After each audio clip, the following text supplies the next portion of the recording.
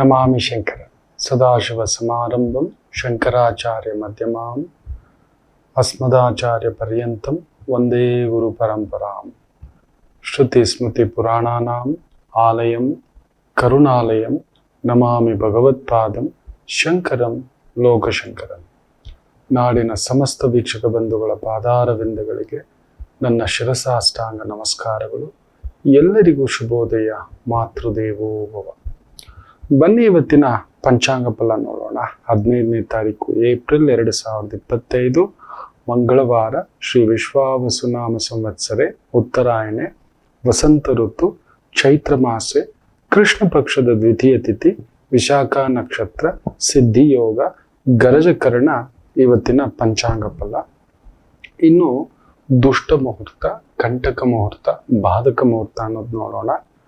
ಬೆಳಿಗ್ಗೆ 6:57 7:46 ಹಾಗೆಯೇ ಬೆಳಿಗ್ಗೆ 8:36 9:26 ಈ ಒಂದು ಸಮಯ ತೊಂದರೆಯ ಸಮಯ. ನಮ್ಮ ಮನಸ್ಸನ್ನ ಇಲ್ಲೋ ನೆಗೆಟಿವ್ ಶೇಡ್ ಕಡೆ ಗೊತ್ತೋ ಗೊತ್ತಿಲ್ಲದೆಯೋ ಕೆಲವೊಂದು ಪ್ರಭಾವಗಳಿಗೆ ಸೆಳೆದು ಬಿಡುತ್ತೆ. ಎಚ್ಚರಿಕೆ ಅಂತ ಹೇಳ್ತಿದ್ದೇನೆ. ಇನ್ನು ಧೃತರಾಷ್ಟ್ರರಿಗೆ ವಿದುರ ನೀತಿಯಲ್ಲೂ ಒಂದು ಅದ್ಭುತವಾದಂಥ ಒಂದು ಮಾತನ್ನು ಹೇಳ್ತಾರೆ. ಅಲ್ಲೊಂದು ಸಂಜಯನ ರಾಯಭಾರಿ ನಡೆದಾಗ ಈ ಪಾಂಡವರು ವನವಾಸ ಮುಗಿಸ್ಕೋತಾರೆ, ಅಜ್ಞಾತವಾಸನೂ ಮುಗಿಸ್ಕೊಂಡು ವಾಪಸ್ ಬಂದ್ಮೇಲೆ ಈಗ ರಾಜ್ಯ ಕೊಡಬೇಕು. ಅಲ್ಲೊಂದು ಸಂಧಾನ ಏನು ಎತ್ತ ತಿಳ್ಕೊಂಡು ಬರಲಿಕ್ಕೆ ಸಂಜಯನನ್ನ ಕಳಿಸಿರ್ತಾರೆ. ಸಂಜಯ ವಾಪಸ್ ಬಂದು ಸರಿಯಾಗಿ ಮಾತಾಡೋಲ್ಲ. ಬೆಳಗ್ಗೆ ಮಾತಾಡ್ತೀನಿ, ನಾನು ಸುಸ್ತಾಗ್ಬಿಟ್ಟಿದೆ ದೊರೆ, ಏನಿಂದ ಅದೇ ಅವ್ರದ್ದು ಅದೇ ಮಾತಾಡ್ತೇನೆ ಬಿಡು ಅಂತ. ಒಂಥರ ತಪನ ಧೃತರಾಷ್ಟ್ರನಿಗೆ. ಸಂಕಟ, ನಿದ್ದೆ ಬರೋದಿಲ್ಲ, ಏನ್ ಮಾಡೋದು ಗೊತ್ತಿಲ್ಲ. ಆ ಸಮಯಕ್ಕೆ ಆತ ಮಾಡೋದೇ ವಿದುರನನ್ನ ಕರೆಸೋದು. ಸೋದರಲ್ವಾ ಎಷ್ಟಾದರೂ, ಒಂದೇ ತಂದೆಯ ಮಕ್ಕಳು, ತಾಯಿ ಬೇರೆ ಇರ್ಬೋದು, ದಾಸಿ ಪುತ್ರ ಇರ್ಬೋದು, ಆತನೇ ಮಂತ್ರಿ, ಪ್ರಧಾನ ಮಂತ್ರಿ, ಇಡೀ ಆಡಳಿತವನ್ನ ನಡೆಸ್ತಿದ್ದ ಆತನೇ. ಡಿಸಿಷನ್ ಇವ್ರು ಕೆಲವೊಂದು ಮೂರ್ಖ ಡಿಸಿಷನ್ಗಳು ಮಾಡಿದ್ರೆ ಅದರಲ್ಲಿ ಇನ್ವಾಲ್ವ್ ಆಗ್ತಿರ್ಲಿಲ್ಲ. ಅಂತ ವಿದುರನನ್ನ ಕರೆಸಿ ಆ ಬಾಧೆ, ಆ ಸಂಕಟ ನನಗೆ ಆಗ್ತಿಲ್ಲ ಕಣೋ ಅಂದ್ರೆ ಆಗ ನೋಡ್ಬೇಕು ಎಷ್ಟು ಒಂದು ಅದ್ಭುತವಾದಂಥ ಮಾತು ಹೇಳ್ತಾರೆ ಗೊತ್ತಾ ವಿದುರ. ಚಿಂತೆಗಿಂತ ದೊಡ್ಡ ಕಾಯಿಲೆ ಇಲ್ಲ ಅಣ್ಣ, ಹಾಗೆಯೇ ಖುಷಿಗಿಂತ ಆನಂದಕ್ಕಿಂತ ದೊಡ್ಡ ಔಷಧಿ ಇಲ್ಲ ಅನ್ನತಕ್ಕಂಥದ್ದು. ಏನೋ ಚಿಂತೆ ಇಟ್ಕೊಂಡಿದೆ, ಅದಕ್ಕೆ ನಿದ್ದೆ ಬರ್ತಿಲ್ಲ, ಅದೇ ಕಾಯಿಲೆ ಮೆಟ್ಕೋಬಿಟ್ಟಿದೆ. ನಾವೆಲ್ಲರೂ ಅಷ್ಟೇ ಮಕ್ಕಳೇ. ನೀವು ನೋಡಿ, ಈ ಲೈಫ್ ಅನ್ನೋ ಒಂದು 4 ಅಕ್ಷರ ಇದೆ ನೋಡಿ. ಜೀವನ ಅನ್ನತಕ್ಕಂಥದ್ರಲ್ಲಿ ನೀವು ನೋಡಿ, ವಾ ತೆಗೆದು ಬಿಡಿ, ಜೀನ.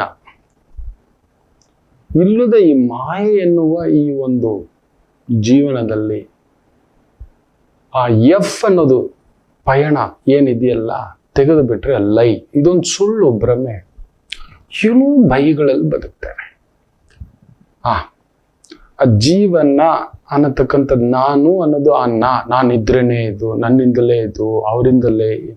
ನಾನಿಲ್ಲ ಅಂದ್ರೆ ಏನಾಗ್ಬಿಡುತ್ತೆ, ನಾನು ಹೋಗ್ಬಿಟ್ರೆ ಏನಾಗ್ಬಿಡುತ್ತೆ, ನಾನು ಓದ್ಲಿಲ್ಲ ಅಂದ್ರೆ ಏನಾಗುತ್ತೆ, ನನಗೆ ಕೆಲಸ ಸಿಗ್ಲಿಲ್ಲ ಅಂದ್ರೆ ಏನಾಗುತ್ತೆ, ನಾನು ಕಳ್ಕೊಬಿಟ್ರೆ ಏನಾಗ್ಬಿಡುತ್ತೆ. ಆ ಅನ್ನೋದು ತೆಗೆದು ಬಿಡಿ. ಆ ಜೀವನೇ ಇಲ್ಲ ಅಲ್ಲಿ. ಆ ವಾ ತೆಗೆದ್ರೇನೆ ಜೀನ ಅನ್ನೋದೇ ಇಲ್ಲ. ಆ ಲೈಫಲ್ಲೂ ಅಷ್ಟೇ. ನೀವು ಎಫ್ ತೆಗೆದ್ಬಿಟ್ಟು ನೋಡಿ, ಇಟ್ ಈಸ್ ಅ ಲೈ. ಜೀವ ಇಲ್ಲ ಅಂದಮೇಲೆ ಇದು ಲೈ, ಇದೊಂದು ಸುಳ್ಳು. ಆದ್ರೂ ನಾವು ಇಲ್ಲೊಂದು ಈ ಮಾಯೆಯ ಪ್ರಪಂಚದಲ್ಲಿ, ಈ ಭ್ರಮಾ ಪ್ರಪಂಚದಲ್ಲಿ ಭಯಗಳೊಂದಿಗೆ ನಮ್ಮ ಹಿಂದುಗಡೆ ಅದು ಎಷ್ಟು ಲಕ್ಷ ತಲೆಮಾರುಗಳು ಬಂದು ಹೋದವು. ಎಷ್ಟು ಲಕ್ಷ ತಲೆಮಾರುಗಳು, ಅಷ್ಟು ಲಕ್ಷ ತಲೆಮಾರುಗಳ ಜೀನ್ಸ್ ಅನ್ನ ಹೊತ್ಕೊಂಡು ಬಂದಿದ್ದೇವೆ ನಾವು. ಆಲೋಚನೆಗಳನ್ನ, ಅಭ್ಯಾಸಗಳನ್ನ ತುಂಬಾ ತಗೊಬಂದಿದ್ದೇವೆ. ನಮ್ಮ ಹಿರಿಯರ ತರ ಮೂಗಿದ್ದೀಯಂತೆ, ನಮ್ಮ ಅಜ್ಜನ ತರ ಮಾತಾಡ್ತೀನಂತೆ, ನಮ್ಮ ಮುತ್ತಜ್ಜನ ತರ ನಾನು ಜಾತಕಗಳನ್ನ ಹೇಳ್ತೇನಂತೆ, ನಾನೇ ಹೇಳೋದು ಗೊತ್ತಾ, ನನ್ನಿಂದಲೇ ಕರೆಕ್ಟ್, ನಾನು ಹೇಳಿದೆಲ್ಲ ಕರೆಕ್ಟು, ನನ್ನನ್ನು ಎಷ್ಟು ಜನ ಪೂಜಿಸ್ತಾರೆ ಗೊತ್ತಾ. ಇದು ಭ್ರಮೆ. ನನ್ನ ಮುತ್ತಜ್ಜನ ಹೆಸರು ಯಾರಿಗೂ ಗೊತ್ತಿಲ್ಲ. 5ನೇ ಅಜ್ಜನ ಹೆಸರು ನನ್ನ ತಂದೆಗೆ ಗೊತ್ತಿಲ್ಲ. ನನ್ನ ಅಜ್ಜನನ್ನು ಕೇಳ್ಕೊಂಡಿದ್ದೆ. ಓ ಹಿಂಗಿದ್ರಂತೆ, ಆಗಿದ್ರಂತೆ, ಈ ತರ ದೊರೆ ಮಟ್ಟದ ವ್ಯಕ್ತಿಗಳು ಕೇಳುತ್ತಿದ್ದರಂತೆ, ಅವ್ರು ಹೇಳಿದ್ದೇ ನಡೆಯೋದಂತೆ ಅನ್ನೋ ಒಂದು ಮಾತು. ಅವ್ರ ಹೆಸರೇ ನೆನಪಿಲ್ಲ, ಯಾರಿಗೂ ಇಲ್ಲ. ಅದೇ ಭ್ರಮೆ. ಈ ಜೀವ ಇಲ್ಲ ಅಂದ ಮೇಲೆ ನಾ ಜೀನ ಇಲ್ಲ, ನಾವಿಲ್ಲ, ನಾ ಜೀನ ಮಣ್ಣಕ್ಕೆ ತಗೊಂಡೋಗ್ಬಿಡ್ತಾರೆ, ನೆನಪಿಗೆ ಇಟ್ಟುಕೊಳ್ಳುವುದಿಲ್ಲ. ಆದ್ರೂ ಈ ಭ್ರಮೆ, ನನ್ನಿಂದಲೇ, ನಾನ್ ಮಾಡಿದ್ದು, ನಾನಿಲ್ಲ ಅಂದ್ರೆ ನನ್ಗೆ ಏನಾದ್ರೂ ಆಗ್ಬಿಟ್ರೆ ಇದು ಮುಂದಕ್ಕೇನ್ ಕತೆ, ಅದೇನ್ ಕತೆ, ಇದೇನ್ ಕತೆ, ಹೀಗಾದ್ರೆ ಕತೆ, ಹಾಗಾದ್ರೆ ಕತೆ. ಈ ಒಂದು ಹುಚ್ಚು ಕೋಡಿಯ ಮನಸ್ಸಿನಲ್ಲಿ ಕೊಳೆತುಕೊಂಡು ಬೇಯತಕ್ಕಂಥದ್ದಾಗುತ್ತದೆ. That is the problem. ಮೊದಲು ಇದು ಬಿಡಿ, ಆವತ್ತಿನ ಸ್ಥಿತಿಗೆ ನೆನಪಿಟ್ಟುಕೊಳ್ಳಿ. ಆನಂದಕ್ಕಿಂತ, ಖುಷಿಗಿಂತ ದೊಡ್ಡ ಔಷಧಿ ಇಲ್ಲ. ಏನಿದೆಯೋ ಅದನ್ನು ಒಪ್ಕೊಳ್ಳೋದು, ಏನಾಯ್ತು ಅದು ಬಿಡಿ, ಅದಕ್ಕೆ ಇಡ ಅಂತ ಇರ್ತಾನೆ. ಇದು ನೆನ್ನೆಗಳ ಆಲೋಚನೆ, ನೆನ್ನೆಗಳ ಭಯ. ನೆನ್ನೆ ಹೆಂಗಾಗ್ಬಿಡ್ತು ಗುರುಗಳೇ, ನನ್ಗೊಂದು ಡೈವರ್ಸ್ ಆಗ್ಬಿಡ್ತು ಗುರುಗಳೇ, ನಾನು ಎಕ್ಸಾಮ್ ಫೇಲ್ ಆದ ಗುರುಗಳೇ, ಪಾಸ್ ಆಗ್ಲಿಲ್ಲ ಗುರುಗಳೇ, ಎಕ್ಸಾಮ್ ಪ್ರಿಪೇರ್. ಇದು ನಿಮ್ಮ ಮನಸ್ಥಿತಿಯಲ್ಲಿ ಕೂತ್ಕೋಬಿಟ್ಟಿದೆ. ನಿಮ್ಮ ಮನಸ್ಸು, ನಿಮ್ಮ ಮನಸ್ಸಿನಲ್ಲಿ ಅದು ಒಂಥರ ಆಳವಾಗಿ ಕೂತು ಬಿಟ್ಟಿದೆ. ಕಳೆದುಕೊಂಡಿದ್ದನ್ನ ಅವತ್ತದ್ ಮಾಡಬಾರ್ದಿತ್ತು ಗುರುಗಳೇ, ಅದೊಂದು ಇನ್ವೆಸ್ಟ್ಮೆಂಟ್ ಮಾಡಬಾರ್ದಿತ್ತು ಗುರುಗಳೇ, ಅದೊಂದು ಮದುವೆ ಆಗ್ಬಾರ್ದಿತ್ತು ಗುರುಗಳೇ, ಅದೊಂದು ಗೆಳೆತನ ಆಗಬಾರ್ದಿತ್ತು ಗುರುಗಳೇ, ಆ ತಪ್ಪು ಮಾಡಬಾರ್ದಿತ್ತು ಗುರುಗಳೇ, ಆ ಕುಡಿತ ಮಾಡಬಾರ್ದಿತ್ತು ಗುರುಗಳೇ, ಆ ಜೂಜ್ ಆಡಬಾರ್ದಿತ್ತು ಗುರುಗಳೇ, ಆ ಬೆಟ್ಟಿಂಗ್ ಆಡಬಾರ್ದಿತ್ತು ಗುರುಗಳೇ, ಆ ಇನ್ವೆಸ್ಟ್ಮೆಂಟ್ ಹೋಗಬಾರ್ದಿತ್ತು ಗುರುಗಳೇ. ಆಗಿಬಿಟ್ಟಿದೆ ಭ್ರಮೆ. ಇದು ಬಿಡಿ. ಇನ್ನೂ ಕೆಲವರು ನೋಡ್ಬೇಕು, ಈ ಪಿಂಗಳ ಇದನ್ನ ಜಾಗ್ರತೆ ಮಾಡ್ತಾ ಕೂತ್ಕೊಂಡಿರ್ತಾರೆ. ನಾಳೆ ನನ್ನ ಮಗನ ಎಲ್ಲಿ ಸೇರಿಸ್ಲಿ, ಯಾವ ಸ್ಕೂಲ್ ಸೇರಿಸ್ಲಿ, ಯಾವ ಕಾಲೇಜ್ ಸೇರಿಸ್ಲಿ, ಯಾವ ಕೋರ್ಸಿಗೆ ಸೇರಿಸ್ಲಿ, ನಾಳೆ 8 ವರ್ಷದ ಮಗುವಿನ ಜಾತಕ ತಗೋಬಂದು ಒಂದು ತಾಯಿ ಜೀವ ಕೇಳುತ್ತೆ, ಮದುವೆ ಹೆಂಗಿರುತ್ತೆ ಅಂತ. ಏನ್ ಹೇಳ್ತೀರಿ?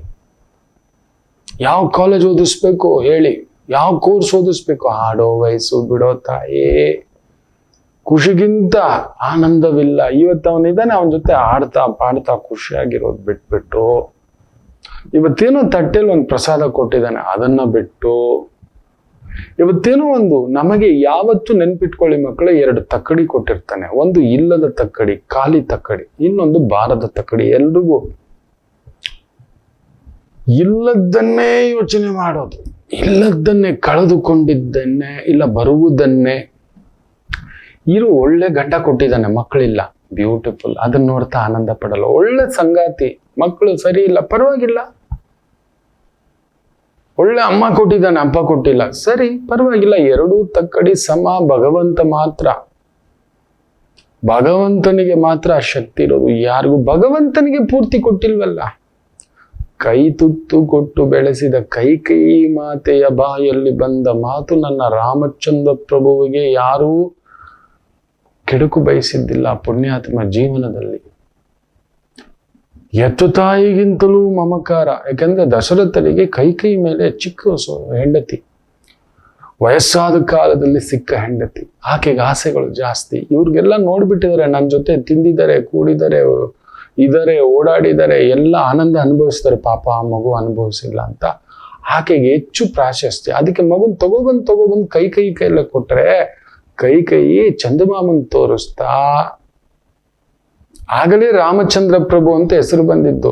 ಮಂತ್ರ ಅಳುತ್ತಿದ್ರೆ ನಿಲ್ಸೋಕಾಗ್ತಿಲ್ಲ, ನನ್ಗೆ ಆ ಚಂದ್ರ ಬೇಕು, ಆ ಚಂದ್ರ ಬೇಕು ಅಂದಾಗ ಮಂತ್ರ ಒಂದು ಕನ್ನಡಿ ಇಟ್ಕೊಂಡು ಆ ಚಂದ್ರನ ಪ್ರತಿಬಿಂಬವನ್ನ ಹತ್ತಿರಕ್ಕೆ ತೋರಿಸ್ಬಿಟ್ಟು ರಾಮಚಂದ್ರ ಪ್ರಭು ಈ ತರ ಹಿಡ್ಕೊಳ್ಳೋ ತರ, ಮುದ್ದು ಮಾಡೋ ತರ, ಈ ತರ ಮುಟ್ಟೋ ತರ ಮಾಡ್ಸುತ್ತೆ. ನಾನು ಮುಟ್ಬೇಕು, ನನ್ಗದು ಬೇಕು ಅಂದಾಗ, ಆಗ ನೋಡಿ ಅಬ್ಬೋ ಚಂದ್ರ ಬೇಕು ಅಂತ ಎಷ್ಟು ಹಠ ಮಾಡಿದ್ನಲ್ಲಪ್ಪ ಅಂತೇಳಿ ರಾಮಚಂದ್ರ ಅಂತ ಹೆಸರಿಟ್ಟಿದ್ದು. ಕಾರಣ ಯಾಕೆ ಗೊತ್ತರ? ಕೈ ಆಡಿಸ್ತಿದ್ರೆ ಮಂತ್ರ ಅಲ್ಲೇ ಇರ್ತಿದ್ವು. ಜನಕರ ಒಂದು ಆ ತಾಯಿ, ಕೈ ದಶರಥರ ಆ ಧರ್ಮಪತ್ನಿ ಭಗವಂತನಿಗೆ ಬಿಡಲಿಲ್ಲವೇ? ಕೈ ತುತ್ತು ಕೊಟ್ಟು ಬೆಳೆಸಿದ ಆ ತಾಯಿ ಜೀವದ ಬಾಯಲ್ಲಿ ಬಂದ ಮಾತ, ವನವಾಸಕ್ಕೆ ಹೋಗ್ಬೇಕು. 9 + 5 ವರ್ಷ 14 ವರ್ಷ, ನವಪಂಚ ವರ್ಷಾನೇ ವನವಾಸಂ ಅಂತ ಕೇಳಿಬಿಡ್ತಾನೆ. ಅದು ನಾರು ಮಡಿಯುಟ್ಟು. ಭಗವಂತನನ್ ಬಿಡ್ಲಿಲ್ಲ, ಹೋದ ಭಗವಂತ. ಸೊ ನಮ್ ತಕ್ಕಡಿ ನಿಲ್ಲಿದೆ ಮಕ್ಕಳೇ. ಆ ಇರುವ ಖುಷಿಯನ್ನು ಬಿಟ್ಟು ಇಲ್ಲದಿರುವ ಬರಬೇಕಾಗಿರುವ ಆಗಬೇಕಾಗಿರುವ ವಸ್ತುಗಳ ಬಗ್ಗೆ ಅತ್ಯಂತ ಹೆಚ್ಚು ನಾವು ತಲೆ ಕೆಡಿಸ್ಕೊತೇವೆ. ಅದು ನಮ್ಮನ್ನ ದುಃಖಕ್ಕೆ ದೂಡತಕ್ಕಂಥದ್ದಾಗುತ್ತೆ. ನೆನ್ಪಿಟ್ಕೊಳ್ಳಿ, ನಮಗೆ ಅತಿ ಚಿಂತೆಯೇ ನಮ್ಮ ದುಃಖಕ್ಕೆ ಅತಿ ದೊಡ್ಡ ಕಾರಣ. ನೆನ್ನೆ ಏನಾಯ್ತು, ಇಲ್ಲ ನಾಳೆ ಏನಾಯ್ತು, ಇರುವುದನ್ನು ಯೋಚನೆ ಮಾಡೋಲ್ಲ. ಒಂದು ಚಿಕ್ಕ ನೋಡಿ, ಎಷ್ಟೋ ಜನಕ್ಕೆ ಒಳ್ಳೆ ಚಪ್ಪಲಿ ಇಲ್ಲ ಅಂತ. ನೀವು ನಂಬೋಲ್ಲ, ನನಗೊಂದು ಒಳ್ಳೆ ಚಪ್ಪಲಿ ಕೊಡಿಸ್ಲಿ ಅಂತ ನನ್ನ ಹಿರಿಯ ಅಕ್ಕನ ಮದುವೆ, ತುಂಬಾ ಬೇಸರದಲ್ಲಿ ಕುತ್ಕೋಬಿಟ್ಟಿದ್ದೆ. ಏನೋ ಒಂದು ಹವಾಯಿ ಸ್ಲಿಪ್ಪರ್ ಕೊಡಿಸಿದ್ರು. ಮದುವೆ ಎಂತ ಚಪ್ಪಲಿ ಕೊಡಿಸ್ಬೇಕು ಗೊತ್ತಾ? ಒಳ್ಳೆ ಬಟ್ಟೆ ಕೊಡಿಸ್ಬೇಕು, ಏನೋ ಒಂದು ಮಾಡಿಸಿದ್ರು. ಪುಣ್ಯಾತ್ಮನ ಅವ್ರ ಮಟ್ಟಕ್ಕಾದಷ್ಟು ಎಲ್ಲೋ ಒಂದು ಸಣ್ಣ ಇದ್ರಲ್ಲಿ ಮದುವೆ ಮಾಡಿದ್ದು, ಅಕ್ಕನ ಮದುವೆ. ಅವತ್ತು ಸಂಕಟದಲ್ಲಿ ನಾನಿದ್ರೆ ನನ್ನ ಅಜ್ಜನ ಹತ್ರ ಹೇಳ್ಕೋತಿದ್ದೆ, ಯಾಕೋ ಮೂತಿ ಹಿಂಗಿಟ್ಕೊಂಡಿದ್ದೀಯ, ಒಳ್ಳೆ ಹರಳೆಣ್ಣೆ ಕುಡ್ದಾಗೆ ಅಂತ.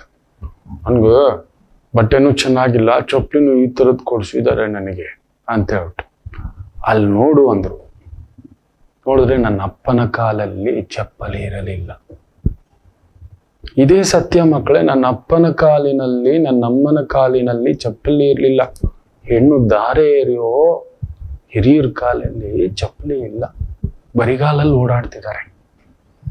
ಮದುವೆ ಸಂಭ್ರಮ. ಅದಕ್ಕಿಂತಲ್ಲ ಯೋಚನೆ ಮಾಡಿ ನೋಡಿ, ನಿನ್ನ ಅಪ್ಪನ ಕಾಲಲ್ಲಿ ಚಪ್ಪಲಿನೇ ಇಲ್ಲ ಕಣೋ, ನಿನಗೆ ಕೊಡಿಸಿರೋ ಚಪ್ಪಲಿ ಚೆನ್ನಾಗಿಲ್ಲ ಅಂತ ಕೊರಗ್ತಾ ಕೂತ್ಕೊಂಡು ಕಣ್ಣೀರಾಗ್ತಾ ಮುನಿಸ್ಕೊಂಡು ಮುಖಾನ ಒಳ್ಳೆ ಹರಳೆಣ್ಣೆ ಕುಡ್ದಾಗ ಇಟ್ಕೊಂಡಿದೀಯಲ್ಲೋ ಅಂತ. ಅವತ್ತಿಗೆ ಅರ್ಥ ಆಗಲಿಲ್ಲ, ಆದ್ರೂ ಅರ್ಥ ಆಯ್ತು. ಬೆಳೆಯುತ್ತಾ ನಾನೊಂದು ಕಾಲಘಟ್ಟಕ್ಕೆ ಸಂಪಾದನೆಗಿಳಿದಾಗ, ಮನೆಯ ಜವಾಬ್ದಾರಿಗಳನ್ನ ತಗೊಂಡಾಗ ಅರ್ಥ ಮಾಡ್ಕೊಂಡೆ. ಅಂದ್ರೆ ಎಷ್ಟೋ ಜನಕ್ಕೆ ನಮಗಿರೋ ಒಂದು ದೌರ್ಬಲ್ಯ, ಅಯ್ಯೋ ಈ ಚಪ್ಪಲಿ ಸರಿ ಇಲ್ಲ, ಇಂಥ ಚಪ್ಪಲಿ ₹100 ಚಪ್ಪಲಿ, ₹1000 ಚಪ್ಪಲಿ ಇರ್ಬೇಕಿತ್ತು ಅಂತ. ಎಷ್ಟೋ ಜನಕ್ಕೆ ಕಾಲೇ ಇರೋಲ್ಲ, ಮಕ್ಕಳೇ. ಅವ್ರನ್ನ ನೋಡ್ಬೇಕು ನಾವು. ಎಷ್ಟೋ ಜನ ಬರ್ತಿರ್ತಾರೆ, ನಮ್ ಗಂಡು ಮಗು ಇಲ್ಲ ಗುರುಗಳೇ, ಮಕ್ಕಳೇ ಇಲ್ಲದ ತಾಯಿಯನ್ನ ನೋಡಿ. ನಮಗೆ ಬರೀ ಹೆಣ್ಣು ಮಕ್ಕಳು. ಮೊನ್ನೆ ಗಂಗಮ್ಮ ದೇವಸ್ಥಾನದ ಆ ಒಂದು ವಾರ್ಷಿಕೋತ್ಸವಕ್ಕೆ ಹೋದಾಗ ಒಂದು ತಾಯಿ ಜೀವ, ತುಂಬಾ ವರ್ಷಗಳ ನಂತರ ಅವ್ರನ್ನ ಭೇಟಿಯಾಗಿದ್ದು, ಒಂದು 20 ವರ್ಷದ ನಂತರ ಕೈ ಹಿಡ್ಕೊಬಿಟ್ರು. ನನಗೆ ಅವ್ರನ್ನ ನೋಡಿದ್ದೆ, ಅಮ್ಮನ ಜೊತೆ ಕುಳಿತುಕೊಂಡು ಮಾತಾಡ್ತಿದ್ದವ್ರು. ತುಂಬಾ ಹಿರಿಯಮ್ಮ, 2ನೇ ಅಮ್ಮಂದ್ರುಗಳು. ಅವ್ರ ಭಾಷೆ ತಮಿಳು. ಚೆನ್ನಾಗಿದೇನಪ್ಪ, ನೆನಪಿದೇನಪ್ಪ, ಅಯ್ಯೋ ಗೊತ್ತಿದೆಮ್ಮ ಅಂತ. ಅವರಿಗೆ ಗಂಡು ಮಗು ಬೇಕು ಅಂತ ಯಾರು ತಲೆ ತುಂಬಿದ್ರೂ ಗೊತ್ತಿಲ್ಲ. ಮನೆ ತುಂಬಾ ಹೆಣ್ಣು ಮಕ್ಕಳು, 7 ಜನ ಹೆಣ್ಣು ಮಕ್ಕಳು. ಏನ್ ಹೇಳ್ತೀರಿ ನೋಡಿ. ಮೊನ್ನೆ ಕೂಡ ಭಾನುವಾರದ ಸಂಚಿಕೆನಲ್ಲಿ ನಾನೊಂದು ಫೋನನ್ನ ಅಟೆಂಡ್ ಮಾಡ್ಲಿಕ್ಕೆ ಟ್ರೈ ಮಾಡಿದೆ. ತಾತ್ಕಾಲಿಕವಾಗಿ ತಾಂತ್ರಿಕ ತೊಂದರೆಯಿಂದ ಕಟ್ಟಾಯ್ತು. ದೇವ್ರು ನೋಡಿ 3 ಜನ ಮಕ್ಕಳು ಕೊಟ್ಟಿದ್ದಾನೆ ಒಂದೇ ಬಾರಿಗೆ, ಟ್ರಿಪ್ಲೆಟ್ಸ್. ಎಷ್ಟು ಜನಕ್ಕೆ ಅಂದ. ಗಂಡು ಮಗು ಇಲ್ಲ, ನಮಗೊಂದು ಗಂಡು ಮಗು ಆಗ್ಬಿಟ್ರೆ ಸಾಕು, ಅಯ್ಯೋ ನಿಮ್ಮನೆ ಬಂಗಾರ ಆಗೋಗ. ಎಷ್ಟೋ ತಾಯಂದ್ರು ಒಡಲ್ಲಿ ಇವತ್ತು ಮಕ್ಕಳೇ ಆಗ್ತಿಲ್ಲ, ಕೊರಗ್ತಿದ್ದಾರೆ. ನಮಗಿರುವುದನ್ನ ಬಿಟ್ಟು ಇನ್ನೊಂದನ್ನ ಯೋಚನೆ ಚಿಂತೆ ಮಾಡುವುದೇ ನಮ್ಮ ದುಃಖಕ್ಕೆ ಅತಿ ದೊಡ್ಡ ಕಾರಣ. ನಮಗೇನಿದೆಯೋ, ನಮಗೇನು ಕೊಟ್ಟಿದ್ದಾನೋ, ಈ ಕ್ಷಣ, ಈ ದಿನ, ಅದನ್ನ ನೋಡಿ ಆನಂದ ಪಡಿ. ಏನೋ ಒಂದು ಕೊಟ್ಟಿದ್ದಾನೆ, ಒಳ್ಳೇದು ಕೊಟ್ಟಿದ್ದಾನೆ. ಮಕ್ಕಳು ಒಳ್ಳೆ ಕೈ ಕೊಟ್ಟಿದ್ದಾನೆ, ಕಾಲು ಕೊಟ್ಟಿದ್ದಾನೆ, ಒಳ್ಳೆ ಬುದ್ಧಿ ಕೊಟ್ಟಿದ್ದಾನೆ, ಒಳ್ಳೆ ಹೃದಯ ಕೊಟ್ಟಿದ್ದಾನೆ, ಒಳ್ಳೆ ಮಾತು ಕೊಟ್ಟಿದ್ದಾನೆ, ಒಳ್ಳೆ ವಿವೇಕ ಕೊಟ್ಟಿದ್ದಾನೆ. ಖುಷಿಗಿಂತ ದೊಡ್ಡ ಔಷಧಿ ಇಲ್ಲ. ಆ ಖುಷಿಯನ್ನ ನೆನೆಸ್ಕೊಳ್ಳಿ. ನಿಮಗೊಂದು ಯಾವುದೋ ಒಂದು ಒಳ್ಳೆ ಮಾತುಗಾರಿಕೆ ಬರುತ್ತೆ, ಹಾಡುಗಾರಿಕೆ ಬರುತ್ತೆ, ಕಲೆಗಾರಿಕೆ ಬರುತ್ತೆ, ಅಡಿಗೆ ಮಾಡೋದು ಬರುತ್ತೆ, ಅಲಂಕಾರ ಮಾಡೋದು ಬರುತ್ತೆ, ಒಪ್ಪ ಮಾಡೋದು ಬರುತ್ತೆ, ಓರಣ ಮಾಡೋದು ಬರುತ್ತೆ, ರಂಗೋಲಿ ಹಾಕೋದು ಬರುತ್ತೆ. ಸೋ ಮೆನಿ ಬ್ಯೂಟಿಫುಲ್ ಥಿಂಗ್ಸ್ ನಿಮ್ಮ ಒಳಗಡೆ ಇದೆ. ಖುಷಿ ಇನ್ನೆಲ್ಲೂ ಇಲ್ಲ ನಿಮ್ಮ ಒಳಗಡೆ. ಅದನ್ನ ಹೆಚ್ಚಾಗಿ ನೆನೆಸ್ಕೊಳ್ಳಿ. ಇರೋ ತಕ್ಕಡಿಯನ್ನ ನೋಡಿ, ಇಲ್ಲದಿರೋ ತಕ್ಕಡಿ ಕಡೆ ವಾಲಿಯೂ ಹೆಚ್ಚಾಗಿ ನೋಡ್ತಾ ಕೂತ್ಕೋಬೇಡಿ. ಒಳ್ಳೇದಾಗ್ಲಿ. ಮತ್ತಷ್ಟು ಮಾತುಕತೆ ಮುಂದುವರಿಸೋಣ. ಮಾತೃದೇವೋ ಭವ.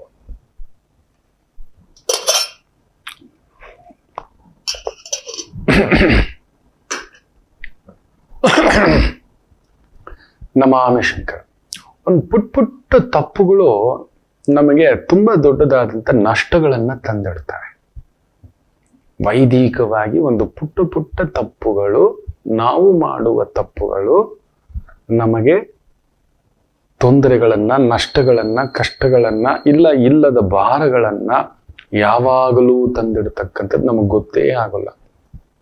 ಅಂಥದ್ದು ವಿಶೇಷವಾಗಿ ತುಂಬ ಜನ ಕೇಳ್ತಿರ್ತಾನೆ, ಗುರುಗಳೇ ಮನೆಗೆ ಬಂದಿದ್ದೆ ಜಗಳ ಗುರುಗಳೇ, ಯಾಕೆ ತಾನೆ ಮನೆಗೆ ಬರ್ತೀನೋ ಅಂತ ಅನ್ನಿಸ್ಬಿಡುತ್ತೆ ಗುರುಗಳೇ, ಇದಾಗ್ತಿರುತ್ತೆ.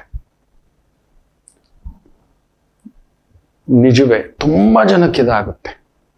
ನನಗೆ ಈ ವಾರ್ಷಿಕೋತ್ಸವದ ದಿನ ಕೂಡ ಅದೇ ತರ ಆಗಿತ್ತು. ತುಂಬಾ ದಣದು ಬಿಟ್ಟೆ, ತುಂಬಾ ದಿನದ ನಂತರ ದಣದು ಬಿಟ್ಟಿದ್ದೆ. ಇಷ್ಟಕ್ಕೂ ಹೋಮದ ಆ ವಿಶೇಷ ಕಾಡಿಗೆಯನ್ನ ಹಚ್ಚಿಕೊಂಡಿದ್ರು ಕೂಡ, ತಿಲಕವನ್ನ ಹಚ್ಚಿಕೊಂಡಿದ್ರು ಕೂಡ, ತೀರ್ಥ ತಗೊಂಡಿದ್ರು ಕೂಡ, ಆ ಜಲಪ್ರೋಕ್ಷಣೆ, ಮಂತ್ರ ಪ್ರೋಕ್ಷಣೆ, ಆ ವಿಶೇಷವಾಗಿರ್ತಕ್ಕಂಥ ತೀರ್ಥ ಪ್ರೋಕ್ಷಣೆ ಆಗಿದ್ರೂ ಕೂಡ ಯಾಕೋ ದಣದಂತ ಭಾವ ಆಗುತ್ತೆ. ತುಂಬಾ ಜನಗಳ ಕಣ್ಣು ಕೆಡುದೃಷ್ಟಿ ಆಗ್ಬಿಡುತ್ತೆ. ಅದು ಕೆಡುದೃಷ್ಟಿ.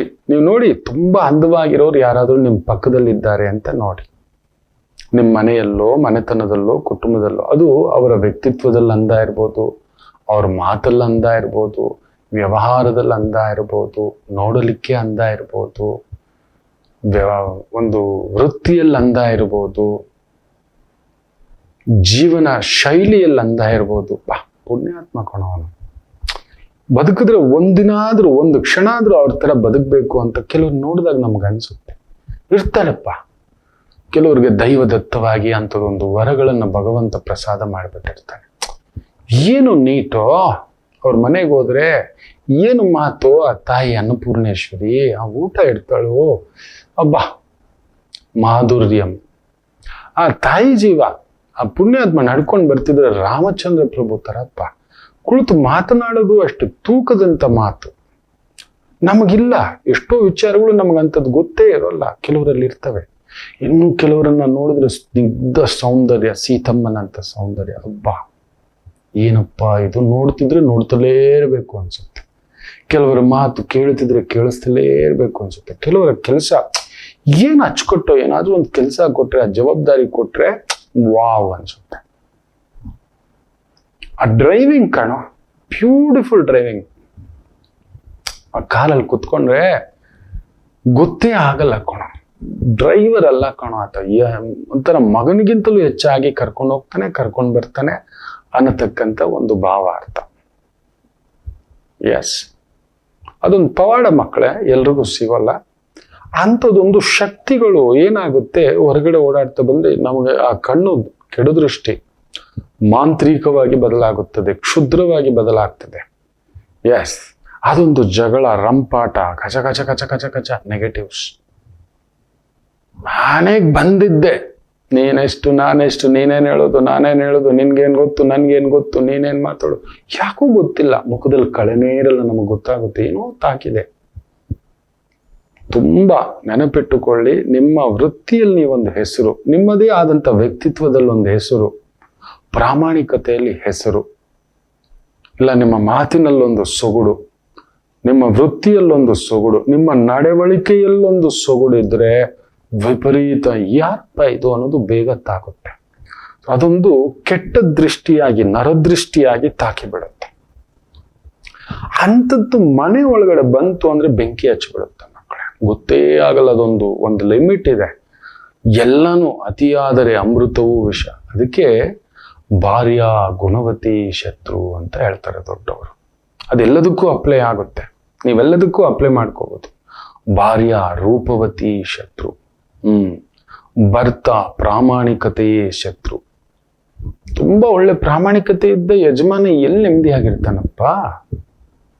ತುಂಬಾ ಧರ್ಮವಂತರು ಎಲ್ಲಿ ನೆಮ್ಮದಿಯಾಗಿರ್ತಾರಪ್ಪ? ತುಂಬಾ ನ್ಯಾಯವಂತರು ಎಲ್ಲಾದ್ರೂ ನೆಮ್ಮದಿಯಾಗಿರ್ತಾರೇನಪ್ಪ? ತುಂಬಾ ಹೃದಯವಂತರು ಯಾವತ್ತಾದ್ರೂ ನೆಮ್ಮದಿಯಾಗಿ ಬದುಕಲಿಕ್ಕೆ ಈ ಪ್ರಕೃತಿ ಬಿಡುತ್ತೇನಪ್ಪ? ಕಲಿಪುರುಷನೇ ಹಾಗೆ.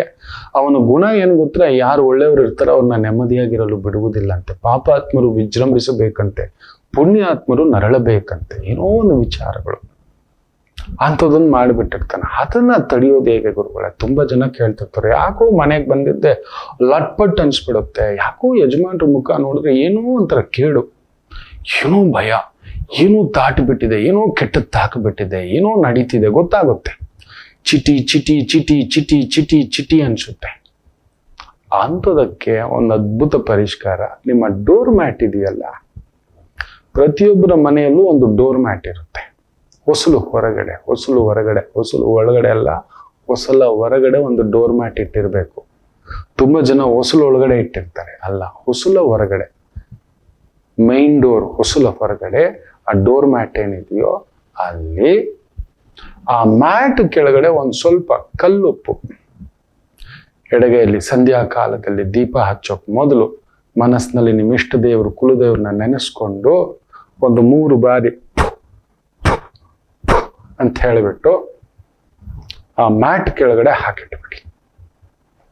ನೀವು ಮಾಡ್ತಾ ಬನ್ನಿ. ಮಾರನೇ ದಿನ ಮ್ಯಾಟ್ ಎತ್ತಿ ಗುಡಿಸ್ಬಿಡಿ. ಅದು ಗುಡಿಸಿ ತೆಗೆದು ಕಸದಲ್ಲಿ ಹಾಕಿಬಿಟ್ಟು ಹೊರಗಡೆ ಹಾಕ್ಬಿಡಿ. ಹೊರಗಡೆ ಇರೋದು ಹೊರಗಡೆನ ಒಳಗಡೆ ತರೋ ಆಗಿಲ್ಲ.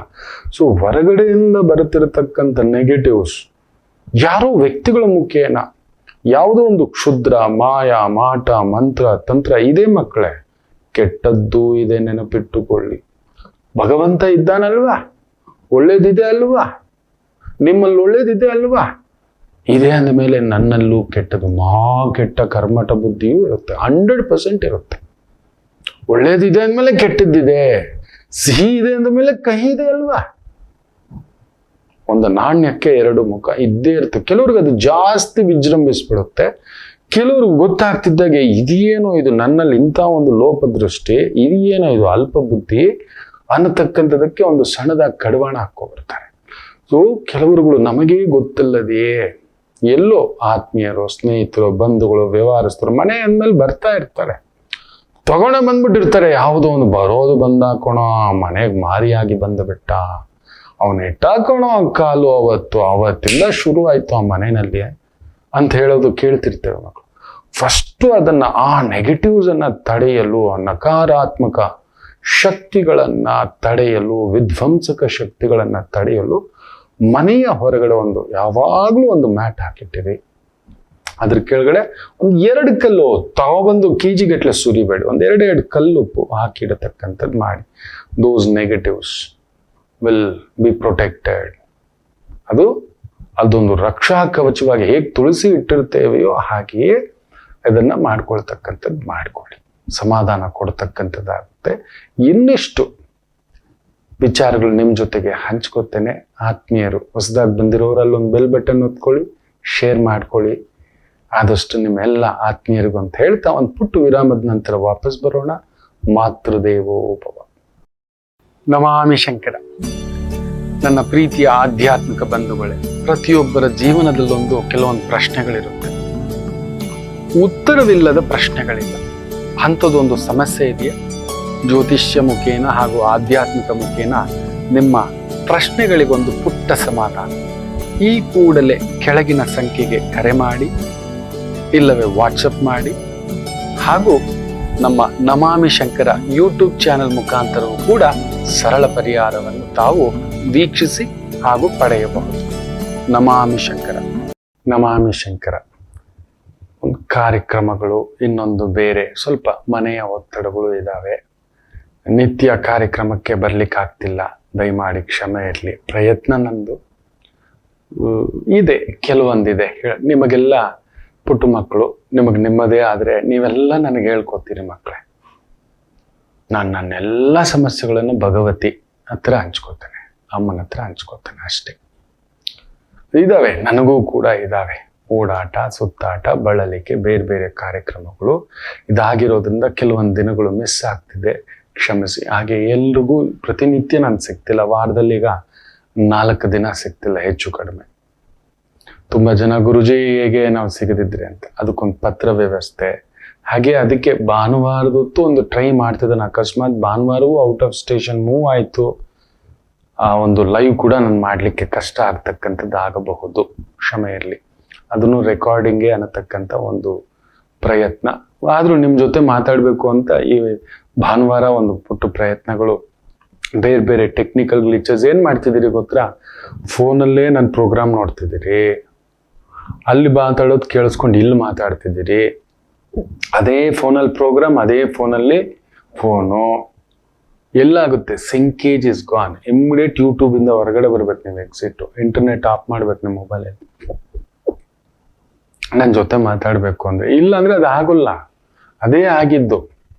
ಎಷ್ಟೋ ಜನ ಏನ್ ಕರೆ ಮಾಡ್ತಿದ್ರು, ಒಂದು ಕಡಿಮೆ ಅಂದ್ರೂ ಒಂದು 8 ಕಾಲ್ಸ್ ತಗೊಳಕ್ ಟ್ರೈ ಮಾಡಿದೆ, ಒಂದೇ ಒಂದು ಕಾಲ್ ಕರೆಕ್ಟಾಗಿ ಕನೆಕ್ಟ್ ಆಗಿದೆ. ಆ ಡಿಸ್ಟ್ರಕ್ಷನ್ ಏನಾಗುತ್ತೆ ಗೊತ್ತಾ? ಬೇಜಾರು ಮಾಡ್ಕೋಬೇಡಿ. ನಾವು ಒಂದು ವೇಗದಲ್ಲಿ ಪ್ಲಾನೆಟ್ಸು, ಕ್ಯಾಲ್ಕುಲೇಷನ್ಸ್, ಇದಾಗಿದೆ, ಇದು ಹಿಂಗಾಗಿದೆ, ಇದೇ ಆಗಿರಬೇಕು ಅನ್ನೋದು ಒಂದು ಜಡ್ಜ್ಮೆಂಟು, ಕ್ಯಾಲ್ಕುಲೇಷನ್ಸ್ ಇರುತ್ತೆ, ಮಾಡ್ತಲೇ ಇರ್ತವೆ. ಅದು ಓಡ್ತಿರುತ್ತೆ. ನಿಮ್ಮ ಮಾತು, ನಿಮ್ಮ ಡೇಟ್ ಆಫ್ ಬರ್ತ್, ಟೈಮಿಂಗ್ಸ್ ಕೊಡ್ತಿದ್ದಾಗೆ ಗ್ರಹಗಳ ಅವತ್ತಿನ ಸ್ಥಿತಿ, ಇತಿ ಮಿತಿ, ಎಷ್ಟು ಡಿಗ್ರಿನಲ್ಲಿದೆ, ನಕ್ಷತ್ರ ಯಾವ ಭಾವದಲ್ಲಿದೆ, ಆ ಭಾವಕಾರಕ್ಕೆ ಎಲ್ಲಿದೆ, ಯಾವ ಗ್ರಹ ಯಾವ ಭಾವದಲ್ಲಿದೆ, ಯಾವ ಸಂಧಿಯಲ್ಲಿದೆ, ಇದೆಲ್ಲ ಓಡ್ತಾ ಇರುತ್ತೆ. ನಿಮಗನ್ಸೋದೇನು ಗೊತ್ತಾ? ಹೇಳ್ತಿದ್ರೆ ಹೇಳ್ಬಿಡ್ತಾರೆ ಅಂತ. ಖಂಡಿತ ಅದಲ್ಲ. ಅದು ಕಾಗಕ್ಕ ಗೂಬಕ್ಕನ ಕಥೆ ಅಲ್ಲ. ಅದೊಂದು ಮಹಾವಿದ್ಯೆ, ಮಹಾವಿಜ್ಞಾನ, ಮಹಾ ಸೈನ್ಸ್.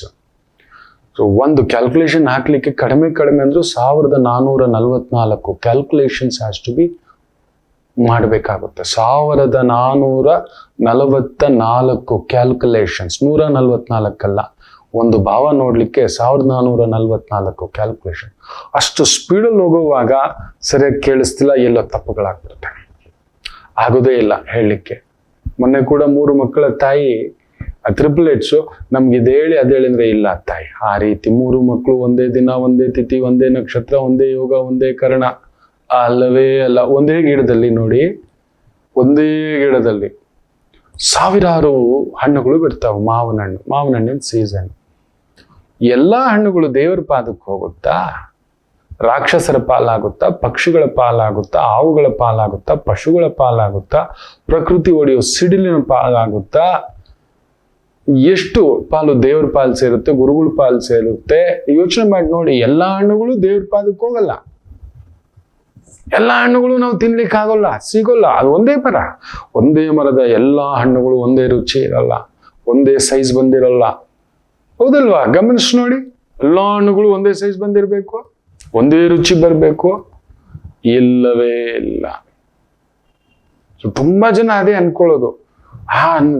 ದಿನ ಹುಟ್ಟಿದರೆ ಆ ತಿಥಿ, ಆ ನಕ್ಷತ್ರ, ಆ ಯೋಗ, ಆ ಕರ್ಣ, ಏನು 2 ನಿಮಿಷ ಹೆಚ್ಚು ಕಡಿಮೆ ಮಗು ಅದೇ ಆಗ್ಬೇಕಲ್ವಾ? ಇವನ್ ಕಾಮರ್ಸ್ ಅಂದ್ರೆ 3 ಕಾಮರ್ಸ್ ಓದ್ಬೇಕು, ಒಬ್ರು ಇಂಜಿನಿಯರ್ ಅಂದ್ರೆ 3 ಇಂಜಿನಿಯರ್ ಓದ್ಬೇಕು, ಒಬ್ರು ಡಾಕ್ಟರ್ ಅಂದ್ರೆ 3 ಡಾಕ್ಟರ್ ಓದ್ಬೇಕಲ್ಲ. ಖಂಡಿತ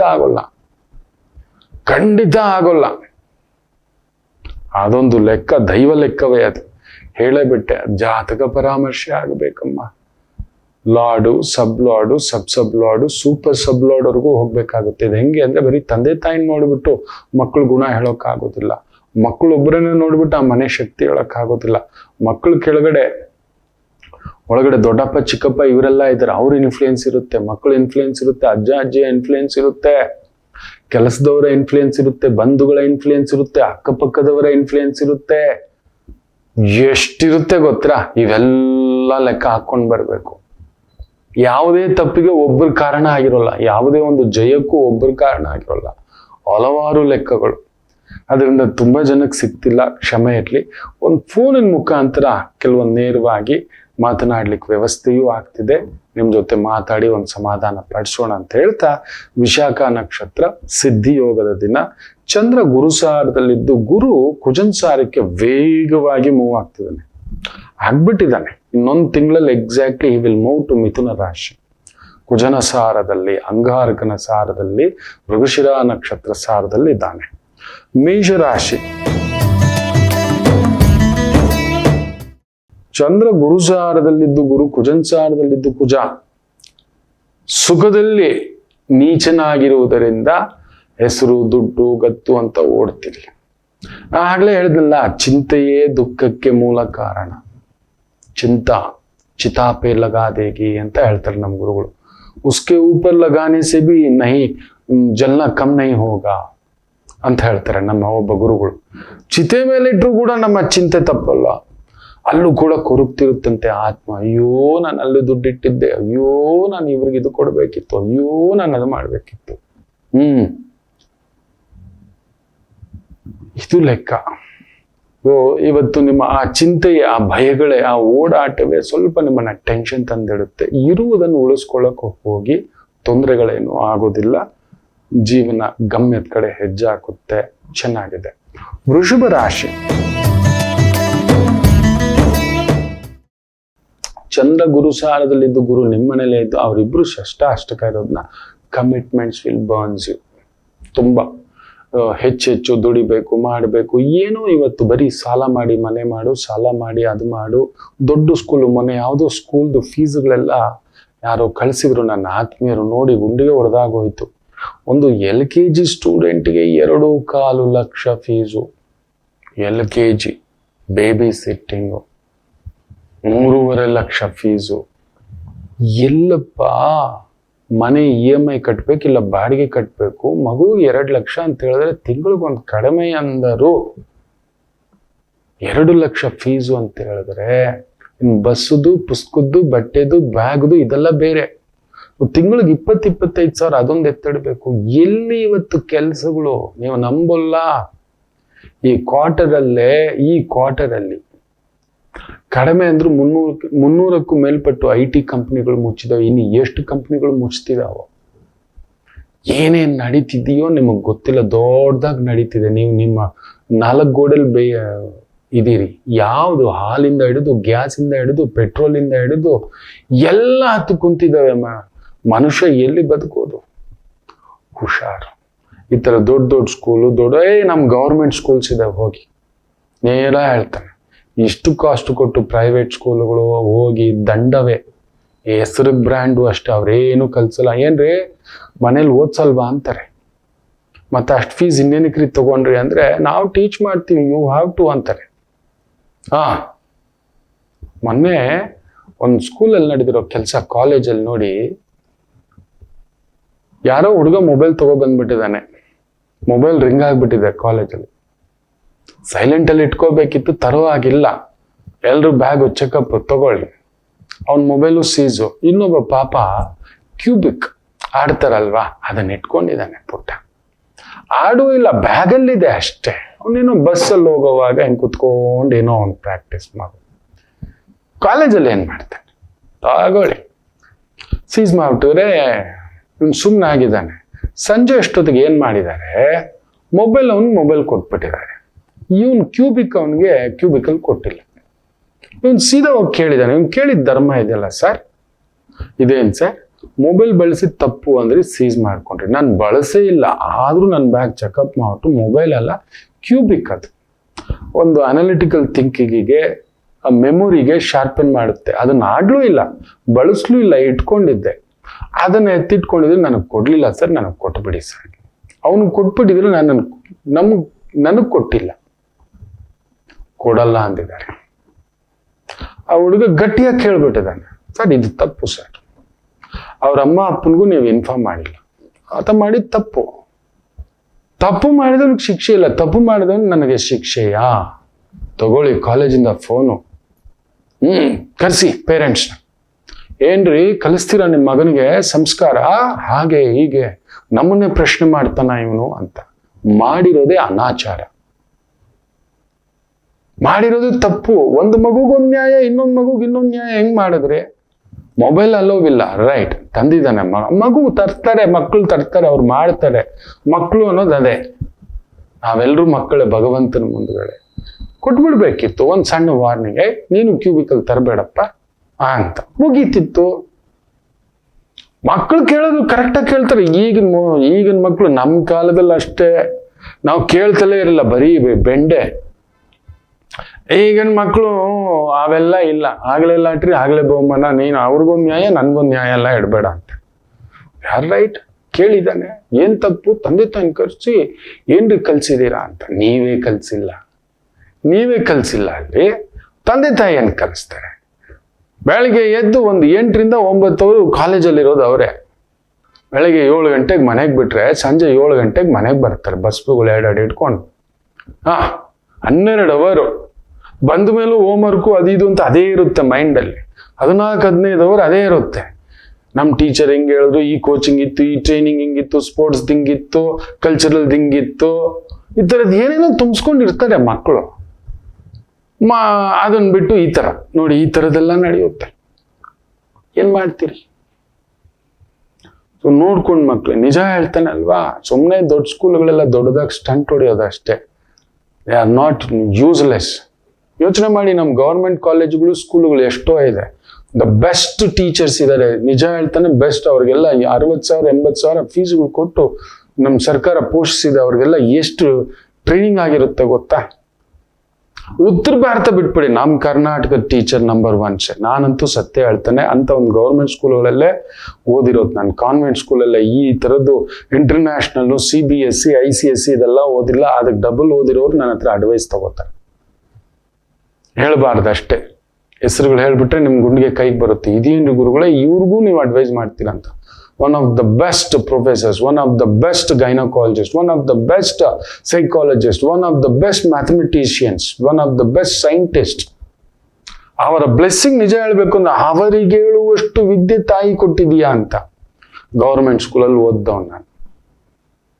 ಮೊದಲು ಅದನ್ನ ಅರ್ಥ ಮಾಡ್ಕೊಳ್ಳಿ, ನಮ್ಮ ಕರ್ನಾಟಕದ ಟೀಚರ್ಸ್ ಆರ್ ಬೆಸ್ಟ್. ಎಲ್ಲೋ ಯಾರೋ ಒಬ್ರೋ ಇಬ್ರಿಗೋಸ್ಕರ ಎಲ್ಲರನ್ನು ದೂಷಿಸ್ಬೇಡಿ. ಮಕ್ಕಳನ್ನ ಇನ್ಮೇಲೆ ಗೌರ್ಮೆಂಟ್ ಸ್ಕೂಲು ಗೌರ್ಮೆಂಟ್ ಕಾಲೇಜ್ಗೆ ಹಾಕಿ. ನನ್ನ ಮಾತು ಕೇಳಿ, ಈ ಥರ ಪ್ರೈವೇಟು ಈ ಥರ ಲೂಟಿ ಮಾಡೋಕೆ ನಿಂತ್ಕೊಬಿಟ್ಟಿದ್ದಾರೆ. ಲಕ್ಷಗಟ್ಲೆ ಏನು LKG UKGಗೆ ಏನು ಆಲ್ರೆಡಿ 25-30% ಹೈಕೆಲ್ಲ ಮಾಡಿಟ್ಟಿದ್ದಾರಂತೆ. ಗುರು ವೃಷಭದಲ್ಲಿ ಕುತ್ಕೊಂಡು ಸುಲಿಗೆ ಮಾಡ್ತಿದ್ದಾರೆ ಇವರು. ಎಜುಕೇಶನ್ ಹೆಸರಲ್ಲಿ ದೊಡ್ಡ ಸುಲಿಗೆ ಅಪ್ಪ, ಬೇಜಾರು ಮಾಡ್ಕೋಬೇಡಿ. ಇರೋ ಸತ್ಯನೇ ಹೇಳ್ತಿದ್ದಾನೆ. ಆಲ್ರೆಡಿ ಬರೆಗಳು ಬೀಳ್ತಿದ್ದ, ನೀವು ಇನ್ನೊಂದಷ್ಟು ಸಾಲ ಮಾಡಿ ಸೇರಿಸೋದು, ತಿರುಗಿ ಇವ್ರು ಕರೆದ್ಬಿಟ್ಟು ನಿಮ್ಮ ಮಗನ್ನ ಕ್ಯಾರೆಕ್ಟ್ರು ಅದು ಇದು ಅಂತ ಮತ್ತಿನ್ನೇನಕ್ಕೆ ಇವ್ರಿಗೆ ಎಷ್ಟು ಫೀಸ್ ತಗೊಳ್ಳೋದಂತೆ. They should teach the character. ಮಕ್ಳಿಗೇನು ಗೊತ್ತಿರುತ್ತೆ. ನಾವೆಲ್ಲಿರ್ತೀವಿ, ನಾವು ಶಿವ ಅಂತ ಬೆಳಗ್ಗೆ 7 ಗಂಟೆಗೆ ಮಕ್ಳಿಗೆ ಏನೋ ಒಂದಷ್ಟು ಮಾಡಿಕೊಟ್ಟು ಕೆಲ್ಸಕ್ಕೆ ಹೋಗಿರ್ತೀವಿ. ನಾವು ರಾತ್ರಿ ಬರೋಷ್ಟು 7-8 ಗಂಟೆ ಆಗುತ್ತೆ.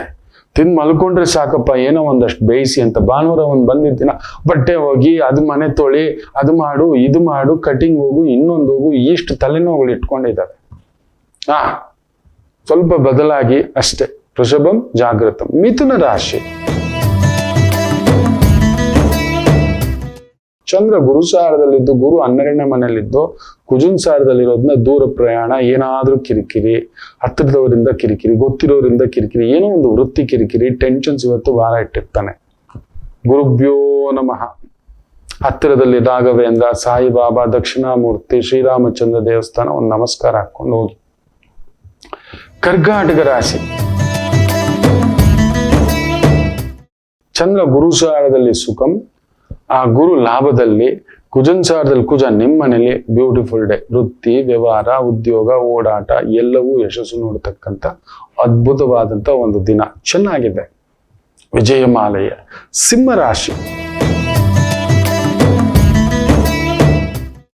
ಚಂದ್ರ 3ನೇ ಮನೆಯಲ್ಲಿ ಒಂಥರ ಗುರು ಸಾರದಲ್ಲಿ ಏನೋ ಒಂಥರ ಭಯ. ಕುಜಾನು 12ನೇ ಮನೆಯಲ್ಲಿ ಮಲಗಿದ್ದಾನೆ. ದೊಡ್ಡ ಕಾರ್ಯ, ದೊಡ್ಡ ವ್ಯವಸ್ಥೆ, ಮನೋಕಾರಕ. ಚಂದ್ರ 3ನೇ ಮನೇಲಿ ಕೂತ್ಕೊಳ್ಳೋದು ಒಳ್ಳೇದೇ ಆದ್ರೂ ಕೂಡ ಗುರು ಸಾರದಲ್ಲಿ ಕೂತಿದ್ದಾನೆ. ಯಾವ ಸಾರ ಅಂತ ನೋಡ್ಬೇಕು. ನೋಡಕ್ಕೆ ಸಾರು ಅದ್ಭುತವಾಗಿದೆ. ಹಾಕೊಂಡ್ರೆ ಹಾಗಲ್ಕಾಯಿ ಕಚ ಕಚ. ಹಾಗಲ್ಕಾಯಿ ಯಾವತ್ತಾದ್ರೂ ಕೈ ಬಿಡುತ್ತಾ ಗೊತ್ತಿಲ್ಲ, ಹಾಕಬಿಟ್ಟಿದೀವಿ. ಸಾಂಬಾರ್ ಸೂಪರ್ ಆಗಿದೆ ಅಂತ ಹೇಳ್ಬಿಟ್ಟು. ಆ ರೀತಿ ಇರುತ್ತೆ ಕತೆ. ಇವತ್ತು ಸ್ವಲ್ಪ ನೋಡ್ಕೊಂಡು ಸಿಂಹರಾಶಿ ನಂಬಿಕೆ ಇಡುತ್ತೀರಿ. ಇನ್ನು ಕನ್ಯಾ ರಾಶಿ. Beautiful day. ಚಂದ್ರ ಗುರುಸಾರ, ಗುರು ಭಾಗ್ಯದಲ್ಲಿ, ಕುಜನ್ ಸಾರ, ಕುಜ ಲಾಭದಲ್ಲಿ, ಶನಿ ಸಾರದಲ್ಲಿ. ಆ ಶನಿ ನಿಮಗೆ 7ನೇ ಮನೆಯಲ್ಲಿ. ಕೊಡೋದು, ತಗೊಳ್ಳೋದು, ಓಡಾಟ, ಸುತ್ತಾಟ, ವ್ಯವಹಾರ, ವ್ಯಾಪಾರ, ಉದ್ಯೋಗ ಎಲ್ಲವೂ ಅನುಕೂಲಿಸಿದ್ದೇವೆ. ತುಲಾ ರಾಶಿ. ಚಂದ್ರ ಗುರುಸಾರದಲ್ಲಿದ್ದು, ಗುರು ಅಷ್ಟಮದಲ್ಲಿರೋದ್ರಿಂದ ಅಳತೆಗ್ ಮೀರಿ ಸಾಲ ಮಾಡಿದ್ರೆ ಬರೆ, ಅಳತೆಗ್ ಮೀರಿ ಮೋಸ ಮಾಡಿದ್ರೆ ನೋಡಿ. ಮೋಸಕ್ಕೂ ಒಂದು ಲೆಕ್ಕ ಇದೆ ಮಕ್ಕಳೇ. ಕಂಡವ್ರದೆಲ್ಲ ಮೋಸ ಮಾಡಿ ಬಾಚ್ಕೋತಾನೆ, ಮಹಾಮೋಸ. ಇನ್ನೊಬ್ಬರ ಸೊತ್ತು, ಇನ್ನೊಬ್ಬರ ಅಧಿಕಾರ ಯಾವಾಗ್ಲೂ ದುರುಪಯೋಗ, ಲಂಚ ಕೊಟ್ಟೆ ಕೊಡುತ್ತೆ ಕರ್ಮಕಾರಕ, ಬಿಡೋದೇ ಇಲ್ಲ. ಅಳತೆಗೆ ಮೀರಿದ ಮಾಡಿದ ಮೋಸಕ್ಕೂ ಒಂದು ಲೆಕ್ಕ ಇದೆ. ಏನೋ ಒಂದು ಹೊಟ್ಟೆಪಾಡು, ಏನೋ ಒಂದು ನೋಡಿ. ಮೊನ್ನೆ ಎನ್ಕೌಂಟರ್, ಇದನ್ನ ನಾವು ಹೊಟ್ಟೆಪಾಡು ಅಂತಾರ, ಹೌದಲ್ವಾ? ಒಂದು 5 ವರ್ಷ ಮಗು, ಅಪ್ಪ ಆ ತಾಯಿ ಜೀವಕ್ಕೆ ಸೆಲ್ಯೂಟ್ ಹೊಡಿಬೇಕು ನಾವು. ಅಳತೆಗೆ ಮೀರಿದ ಮಾಡಿದ ಪಾಪಕ್ಕೆ ಆಗಲೇ ಶಿಕ್ಷೆ. ಆಗ್ಲೇ ಏನೋ ಮಾಡಿದಾನೆ, ಓಡ್ತಿದ್ದಾನೆ, ತಗೋ ಶೂಟ್. ಸತ್ಯವೇ, ಕಾಯೋದೇನು ಬೇಕಿಲ್ಲ. ತುಲಾ ರಾಶಿ. ಅಳತೆಗೆ ಮೀರಿದ್ದು ಏನಾದ್ರೂ ಭಾರ ಇಟ್ಕೊಂಡಿದ್ರು ಒದ್ದಾಟ, ಅಳತೆಗೆ ಮೀರಿದ್ ಮೋಸ ಮಾಡಿದ್ರು ಕೂಡ ಭಾರವಾಗ್ಬಿಡುತ್ತೆ. ಎಚ್ಚರಿಕೆ. ತಪ್ಪಿಸ್ಕೋಬೋದ? ಇಲ್ಲವೇ ಇಲ್ಲ, ಅನುಭವಿಸ್ಬೇಕು. ಉಪ್ಪು ತಿಂದ ಒಂದು ನೀರು ಕುಡಿಬೇಕಷ್ಟೆ. ವೃಶ್ಚಿಕ ರಾಶಿ. ಚಂದ್ರ ಗುರು ಸಾರದಲ್ಲಿ 12ನೇ ಮನೆಯಲ್ಲಿದ್ದು, ಗುರು 7ನೇ ಮನೆಯಲ್ಲಿರೋದ್ರಿಂದ ಕೊಡೋದು ತಗೊಳ್ಳೋ ವಿಚಾರದಲ್ಲಿ ಸ್ವಲ್ಪ ಖರ್ಚು, ಓವರ್ ಕಮಿಟ್ಮೆಂಟ್ ಆಗ್ತಕ್ಕಂಥದ್ದು ಇರುತ್ತೆ. ಜಾಗೃತ. ಅಳತೆಗ್ ಮೀರಿ ದೊಡ್ಡದಾಗಿ ಕಟ್ಟೋ ಮನೆ, ಅಳತೆಗ್ ಮೀರಿ ದೊಡ್ಡದಾಗಿ ತಗೊಳ್ಳೋ ಗಾಡಿ, ಅಳತೆಗ್ ಮೀರಿ ತಗೊಳ್ಳೋ ನೆಕ್ಲೆಸ್ಗಳು, ಇದು ಸ್ವಲ್ಪ ಸ್ಟ್ರೆಸ್ಸು, ಅದು ಒಂದು ಬಾಧೆ ಇಟ್ಬಿಡುತ್ತೆ. ಹುಷಾರು. ಧನುಸು ರಾಶಿ.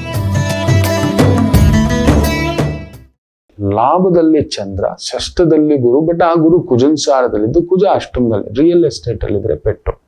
ದೊಡ್ಡ ಪ್ರಾಜೆಕ್ಟ್ಗಳು, ಟ್ರಾನ್ಸ್ಫಾರ್ಮರ್ಗಳು, ಪವರ್ ಪ್ರಾಜೆಕ್ಟ್ಗಳು, ರಿಯಲ್ ಎಸ್ಟೇಟು, ಸ್ವಲ್ಪ ಅಳತೆದ ಮೇಲೆ ದೊಡ್ಡ ರಿಸ್ಕ್ ತಗೊಳಕ್ ಹೋಗ್ಬೇಡಿ. ಈ ಮಿಕ್ಕಂತೆ ಸಣ್ಣ ಪುಟ್ಟ ಲೇವಾದೇವಿ ವ್ಯವಹಾರದಲ್ಲಿರೋರಿಗೆ ಅನುಕೂಲ ಸಿಂಧು. ಮಕರ ರಾಶಿ. ದಶಮದಲ್ಲಿ ಚಂದ್ರ, ಗುರುಸಾರ, ಕಾರಕ ಭಾವನಾಸ್ತಿ, ಎಚ್ಚರಿಕೆ. ತುಂಬಾ ಒಳ್ಳೆಯವರಾದ್ರೂ ಕಷ್ಟ. ಕಲಿಪುರುಷನ ಲೆಕ್ಕಾಚಾರ ಏನ್ ಗೊತ್ತಾ? ತುಂಬಾ ಒಳ್ಳೆಯವ್ರಿಗೆ ಭಾರ ಹಾಕೋದು. ನಾವು ನಮ್ಮ ಪಾಡಿಗೆ ಇದ್ದು ಬಿಡೋಣ ಸಾಕು. ನಮ್ಮ ಒಳ್ಳೆತನ ಹೇಳೋದು ಬೇಡ, ತೋರಿಸ್ಕೊಳ್ಳೋದು ಬೇಡ. ನನ್ನ ಒಳ್ಳೆತನ ನನ್ನನ್ನು ಕಾಪಾಡ್ಕೊಂಡ್ರೆ ಸಾಕು. ನಾನು ಯಾರ ಸುದ್ದಿಗೂ ಹೋಗ್ತಿಲ್ಲ, ಕೆಟ್ಟದ್ದು ಹೋಗ್ತಿಲ್ಲ, ಕೆಟ್ಟದ್ದು ಮಾಡೋಕ್ ಹೋಗ್ತಿಲ್ಲ, ಕೆಟ್ಟದ್ದು ತಿಳ್ಕೊಳಕ್ ಹೋಗ್ತಿಲ್ಲ, ಕೆಟ್ಟದ್ದು ನೋಡಕ್ ಹೋಗ್ತಿಲ್ಲ. ನನ್ಗೆ ಯಾಕೆ ಬೇಕು? ಆ ರೀತಿ ಇದ್ಬಿಟ್ರೆ ಓಕೆ. ಎಲ್ರಿಗೂ ಒಳ್ಳೆಯವನಿದ್ದೇನೆ ಅಂತ ತೋರ್ಸಕ್ ಹೋದ ಅಂದ್ರೆ ಅಷ್ಟೇ ದೋಚ್ಕೊಂಡು ಹೋಗೋದು. ಇದು ಹೆಂಗೆ ಅಂದ್ರೆ ಒಂದು ಮೂಟೆನಲ್ಲಿ ಬೆಣ್ಣೆ ತಗೊಂಡೋದಾಗೆ, ಗೋಣಿ ಚೀಲದಲ್ಲಿ ಬೆಣ್ಣೆ ತಗೊಂಡೋದಾಗೆ. ಎಲ್ಲಿರುತ್ತೆ? ಈ ಬಿಸಿಲಿಗೆ ಕರಗಿ ಹಿಂದ್ಗಡೆ ಸೋರೋಗಿರುತ್ತೆ. ಅಷ್ಟೇ ಆಗೋದು. ಜಾಗ್ರತೆ. ತೀರಾ ನಿಮ್ಮ ಒಳ್ಳೆತನ ಪೆಟ್ಟು ಕೊಡತಕ್ಕಂಥದ್ದು ಉಂಟು. ಏನು ಕುಂಭರಾಶಿ. ಭಾಗ್ಯದಲ್ಲಿ ಚಂದ್ರ ಗುರುಸಾರ, ಲಾಭಾಧಿಪತಿಯ ಸಾರ. ಆ ಲಾಭಾಧಿಪತಿ ಸುಖ ಸಾರ, ಅವನು ಕುಜನ್ ಸಾರ, ಶತ್ರುವಿನ ಸಾರ. ಆ ಕುಜ ಶನಿ ಸಾರ, ಧನಸ್ಥಾನ. So real estate, petrol, oil, legal advisor, judicial advisor, real estate advisor, consultants, ಅದ್ಭುತವಾದಂಥ ಪ್ರಗತಿ ಕಾಣತಕ್ಕಂಥ ಒಂದು ದಿನ. ಇನ್ನು ಮೀನ ರಾಶಿ. ಚಂದ್ರ ಅಷ್ಟಮದಲ್ಲಿದ್ದಾನೆ, ಗುರುಸಾರದಲ್ಲಿರೋದು. ಒಂದ ಕೊಟ್ಟು ಕೊಡಂಗಿ, ಇಲ್ಲ ತಗೊಂಡು ವೀರಭದ್ರ, ಇಲ್ಲ ಕೊಟ್ಟು ಮಾತು ಸಿಕ್ಕಾಕೋತೀರಿ. ಅದಾಯ್ತು ಸರ್, ನಾವಿದ್ದೀವಿ, ಬೇಡ ಮಾತು ಕೊಡೋದು ಬೇಡ, ತಗೊಳ್ಳೋದು ಬೇಡ, ದುಡ್ಡು ಕೊಡೋದು ಬೇಡ, ತಗೊಳ್ಳೋದು ಬೇಡ. ಕೊಟ್ಟು ಕೆಡ್ತೀರಿ, ತಗೊಂಡು ನೋವು ತಿಂತೀರಿ. ಎರಡು ಬೇಡ. ಲಾಭಾಧಿಪತಿಯು ಶನಿ, ವ್ಯಯಾಧಿಪತಿಯು ಶನಿ. ಯಾಕೆ ಬೇಕು? ಇದ್ದಷ್ಟು ಈಜೋಣ, ಜೀವನ ಪರ್ಯಂತ ನೆಮ್ಮದಿಯಾಗಿರೋಣ ಅಷ್ಟೇ. ಇವತ್ತು ಆ ಲಿಮಿಟ್ ಅಲ್ಲಿ ತುಂಬಾ ಚೆನ್ನಾಗಿರ್ತಕ್ಕಂಥದ್ದಾಗುತ್ತೆ. ಎಲ್ಲರಿಗೂ ಒಳ್ಳೆಯದಾಗಲಿ. ಮಾತೃದೇವೋ ಭವ.